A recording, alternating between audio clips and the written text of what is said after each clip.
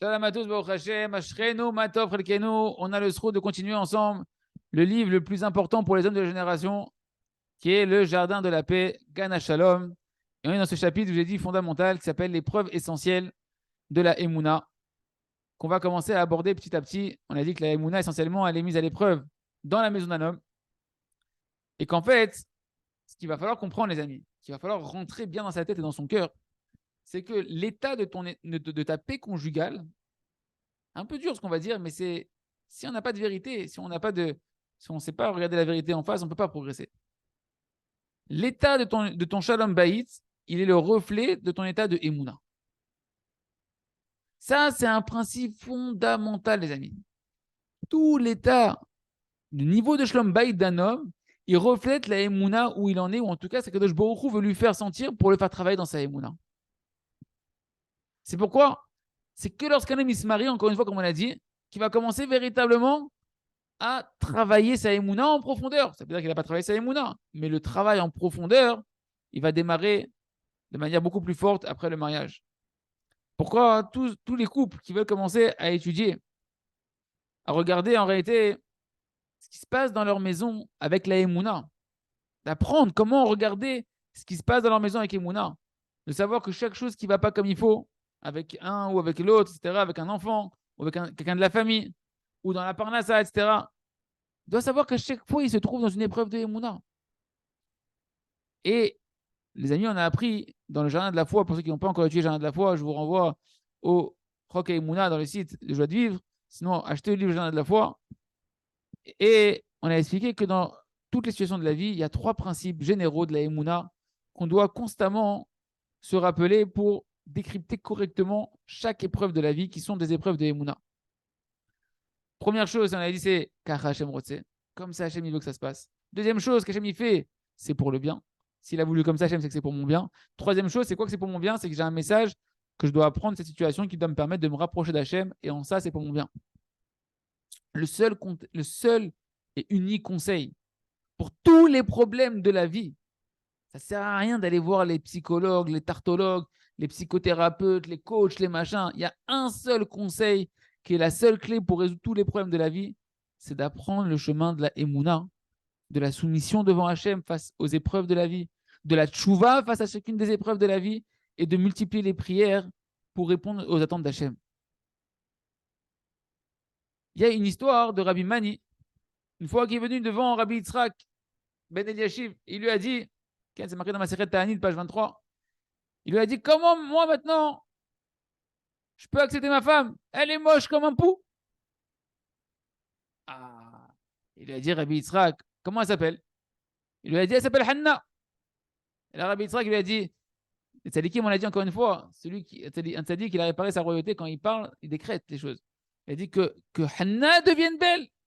Et, abracadabra, c'est une vraie histoire de la Gemara, Hanna, elle est devenue magnifique. Et peu de temps après, voilà que Rabbi Mani, il revient devant Rabbi Yitzhak, il dit, j'en peux plus de ma femme. Comment ça, t'en peux plus de ta femme? Tu vois, elle était moche, elle est devenue belle, t'es pas content? Il dit, depuis qu'elle est devenue belle, elle arrête pas de s'enorgueillir sur moi, elle se prend pour la plus belle du monde, elle se prend pour Madame 2, etc. Qu'est-ce qu'il a dit Rabbi Yitzhak? Il dit, ok. Alors Hanna, qu'elle redevienne moche comme elle était, et elle est redevenue moche, et Rabbi Mani était content de retrouver sa femme telle qu'elle était, mais comment qu'elle arrête de lui marcher dessus. Elle se prend plus sur ses grands chevaux. Fin de la citation de la Gemara, Ta'anit, page 23. Allez vérifier, c'est pas des blagues, c'est une vraie histoire. Mais Rabotai, quel message? Rabbi Mani, il est revenu, au final, il était content de sa femme moche, au final. C'est ce qu'on appelle être heureux de sa part. On apprend ici qu'Hachem Barar, il sait exactement qu'est-ce qu'il faut pour toi, la femme qu'il te faut, avec le nez qu'il faut, avec le caractère qu'il faut. Et l'homme, il sait quoi ton travail alors? Ta émouna, que tout ce qu'Hachem fait avec toi, c'est pour ton bien. Ça s'appelle avoir foi dans la providence d'Hachem, individuelle, particulière, qui s'exerce sur toi. Si tu ne crois pas que Hachem elle a été envoyée par Hachem sur mesure, de quoi tu parles que tu crois que tout c'est Hachem? Enon milvado, akol et tova, nanana. Ah, pour ça, Hachem s'est trompé. Tout celui, les amis, qui va cultiver, agrandir cette émouna-là, d'être heureux de tout ce qui, les détails de sa vie, en sachant que tout est orchestré par l'amour d'Hachem. Parce qu'il sait que tous ses manques. Ma femme, comme il a posé la question, je fais une petite parenthèse pour rigoler un tout petit peu. Il a posé la question au Rav, j'étais dans le studio. Il a dit, Ah, vous dites qu'il faut remercier pour tout. Et comment c'est pas une blague. Il a dit ça, c'est pas une blague ma question. Comment je peux remercier pour ma belle-mère? Il n'y a aucun avantage, il a dit. Alors, il dit que déjà, elle t'a amené ta femme. Elle a éduqué ta femme. Je vais faire la parenthèse. En tout cas, quand tu es conscient que tous les manques, là, tous les lourdeurs de ta vie que tu ne supportes pas, que tu es juste un tout petit peu conscient que c'est la providence d'Hachem. C'est un calcul d'amour d'Hachem pour ton bien éternel à toi, pas pour Hachem, pour toi. Par rapport à ta mission que tu ne la connais même pas, tu ne vois pas le plus blanc que le bout de ton nez. Tu connais pas, tu sais même pas ce que tu viens faire ici. Tu n'es pas là pour faire de l'énergie nucléaire. Je ne sais pas ce qu'ils font là avec l'argent pour faire de l'argent. Tu n'es pas là pour ça. Tu as une mission. Tu ne sais pas où tu dois aller. Mais Hachem, il sait. Il te met les, les, les, les, les éléments fondamentaux, comme ta femme, que c'est un élément fondamental de ta vie, qui est sur mesure pour faire ta mission et ta réparation. Si c'est comme ça, bah c'est clair.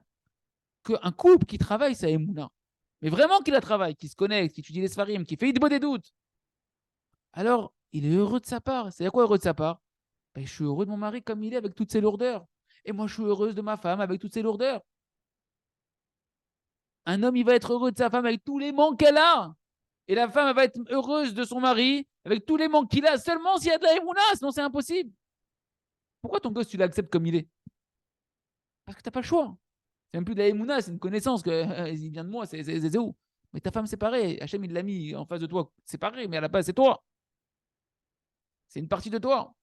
On sait qu'Akadosh Baruch Hu, c'est lui qui est sa providence. Et c'est ça la émouna qu'on doit rentrer dans la maison, dans notre cœur.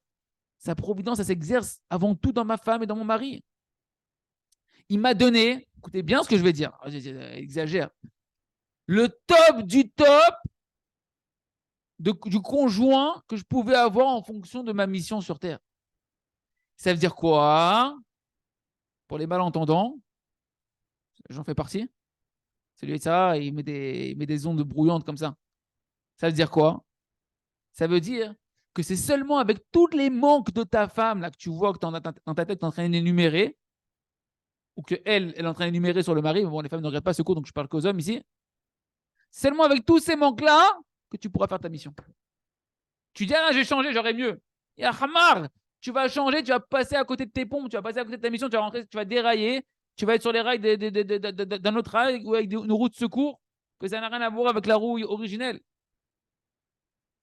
Par contre, ça, et donc celui qui a la Emouna, il vit bien, il est heureux de sa part, il est heureux de sa femme, il avance avec elle, et plus il s'améliore, comme on a expliqué, plus elle s'améliore, plus il fait le chouva, plus elle va le faire le chouva, plus il se renforce dans la Emouna, vraiment, plus elle va finir par se renforcer dans la Emouna, vraiment. Par contre, quelqu'un qui manque de la Emouna, alors, la liste des plaintes, c'est le bureau des plaintes, il ne s'arrête pas. Et la femme, elle accuse son mari de tous ses malheurs, et lui, il l'accuse, elle, de tous ses malheurs en réponse. C'est la bataille. Ken. Et lui, il pense que c'est elle la cause de tout son malheur, etc.